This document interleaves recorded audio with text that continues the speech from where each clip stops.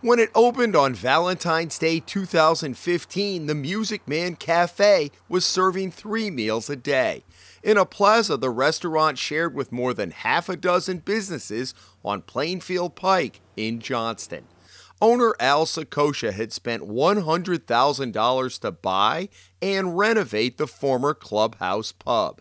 Everything was going well until Sakosha's wife got a call a few months after the restaurant opened. She got a call from the councilman saying that if she didn't move the cars that were parked in the street, he was going to call the Department of Business Regulation and have it shut down. The councilman was Richard J. Delfino III, who represents the district where the Music Man is located. You can't park on Plainfield Pike, you got to move the cars, and he didn't want the cars out there. But now we're in a plaza. There's 8 other stores here. How do we know? I mean, we don't know whose cars they are. That started months of friction between the councilman and the Sakoshas, culminating last summer with Delfino urging his fellow council members to pull the restaurant's operating licenses at a meeting Sakosha did not attend. The Rhode Island State Police began an investigation into the case in December, after Sakosha met for nearly 2 hours with several detectives at the Scituate headquarters. The detectives made a follow-up visit to Town Hall last month. On Friday morning, a state police spokeswoman said the department found no evidence of criminal wrongdoing, so the case has been closed. During a wide-ranging interview, Sakosha told us Delfino insisted that cars that were all legally parked were causing problems and needed to be moved, especially on Plainfield Pike, which has an 8-foot wide shoulder lane deemed by the state large enough to safely accommodate parked cars on the busy road. So for almost a year, Yes. you've had no problem?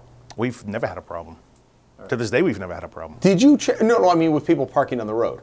Yeah, nobody's ever said anything. I mean, we've never physically, people have come in and tell us move the cars except for him. We caught up with Delfino after last month's council meeting. We make efforts to meet with business owners and have contact with them about neighborly issues. And, you know, I respond to hundreds and hundreds of constituents' requests. And I handle them all the same, professionally, honorably and lawfully, and stick up for my residents because the quality of life of my residents is the top priority. Delfino defended his recommendation that the council not renew Sakosha's liquor, victualling, and entertainment licenses in June 2017, all of which he had paid for up front for the entire year. What drew your attention to this particular restaurant? What was the issue? Calls from neighbors, you know, whether it was parking, whether it was a number of different, you know, complaints, taxes being owed. So that's all documented in terms of the complaints, or did you get those by phone? I get sorts of complaints all the time. But I mean, are there phone, complaints documented anywhere? The people call me, and that's part of the job. You take complaints and complaints or in-person complaints, and you know you handle them all the same way, no matter what. A Hummel report review of meeting transcripts during 2016 and 2017 shows that no one from the public complained to the council. Sakosha admits he fell behind on tangible taxes during a year when his wife had a heart attack, he had a stroke, and both of his brothers died. But he cut the town a check for nearly $2,500 to get current.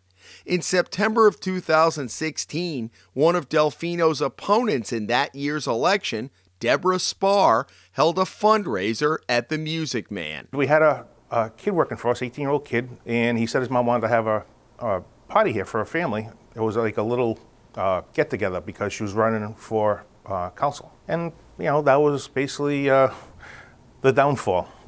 At the time, you didn't know it, though. No, you would never think that. Was there anything personal or political involved in this or not? Absolutely not.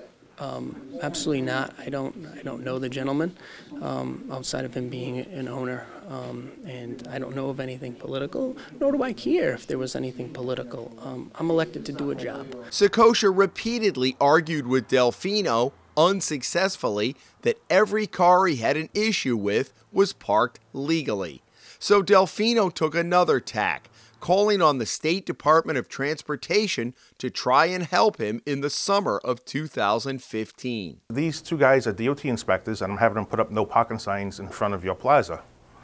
And I said that you can't do that. You can't have parking from Atwood Avenue all the way up to the corner of our plaza, no parking, and then parking from this corner forward. You can't single us out. And the DOT inspector, I don't know their names, literally put his hands up like this. He goes, "This sounds personal between you two people." And I can tell you right now, it's a white-lined parking lane all the way up. And we're not putting up no parking signs. We obtained a copy of a letter from the State Traffic Commission that determined the shoulder lane on Plainfield Pike was, quote, sufficient to accommodate a parked vehicle without obstructing traffic. And since parking did not affect, quote, the safety or mobility of the traveling public, the state took no action and parking there remained permissible. Despite that, Secosha tried to work with Delfino. We basically forbid all our workers from parking out there. So we park on the sides of the building. There's parking on both sides, and there's actually another parking lot in the back. It came to a head in early 2017 when the owners were summoned to appear before the council. After several contentious exchanges, Delfino recommended a 3-month extension of the licenses, while Secosha was directed to come up with a plan to solve the, quote, parking issues.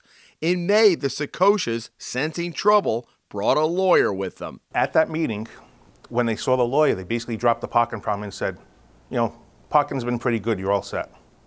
But we're shut, you owe taxes. Even though they had been paid in full through July, 6 days before the meeting. We have a lot of great businesses in the town.